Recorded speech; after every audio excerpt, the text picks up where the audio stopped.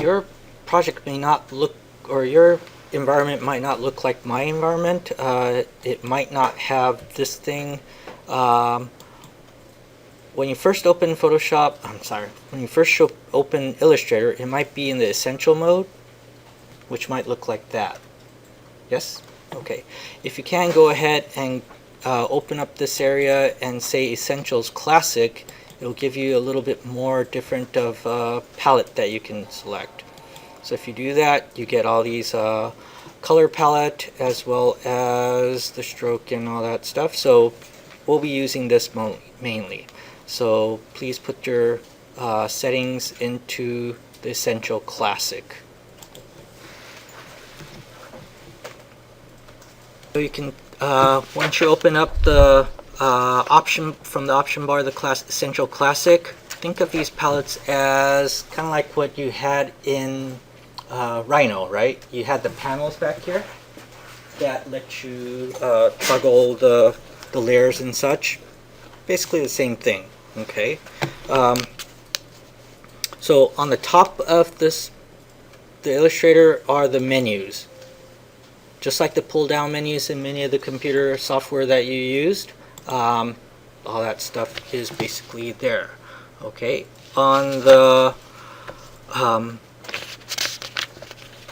below that, there might be the the option tools, and this part down here relates very much with the tools that you actually use. So the object type select, all these different tools that you have directly affects what might be on here. So next time you click on any of these, you might see if any of these stuff are changing.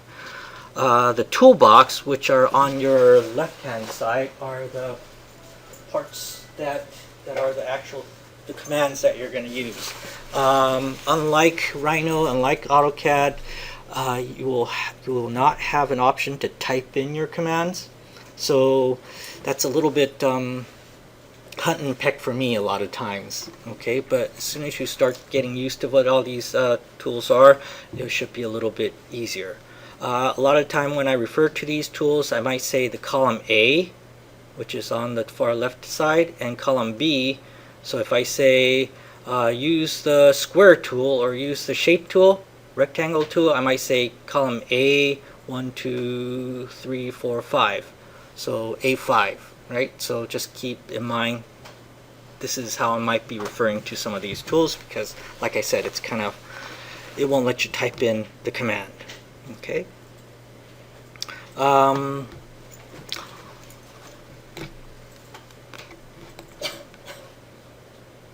So a lot of these tools will let you toggle between some of these modes, or the panels will let you toggle in between some of these modes, as well as being able to tear out a palette. So if you click and drag, you'll pull this thing out onto into the workspace, to the scratch space.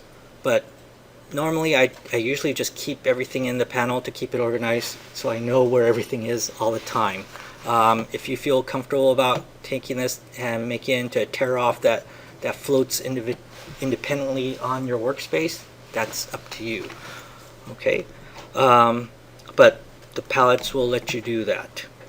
There are other palettes here that that will let you, well, I'm sorry, the windows, in the Windows pull down, there are other palettes. So the toolbars are here. Let's see.